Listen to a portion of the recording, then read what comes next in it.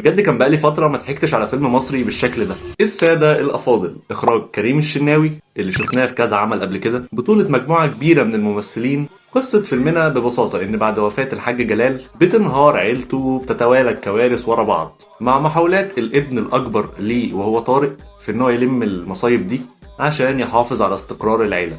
الفيلم اتسوق له إن كل حاجة فيه غلط، وده شيء صحيح بس مش بشكل سلبي. اقدر اقول لك ان كم الجنون والعبثيه في الفيلم ده هي اللي محلياه اصلا. الفيلم احداثه جد جدا، لكن الجد ده بيصدر ضحك اللي هو بقى بصوت. التمثيل رائع والتعامل ممتاز جدا مع كميه الممثلين دي، انك تديهم حقهم على الشاشه. فكرة انت كل ما تتوقع حدث في الفيلم هتحصل حاجة تشقلب الأحداث وتخليك تقعد تفكر ايه اللي هيحصل بعد كده. لو جيت أقول على المشاكل بتاعت الفيلم، مفيش مشاكل كتيرة يعتبر، غير ان في بعض المراحل احنا طولنا زيادة عن اللزوم وما زقتش قصتنا لقدام. تاني حاجة، وانا حسيت ان الكوميديا بتتغير من موقف للتاني او من جزء في الفيلم لجزء تاني.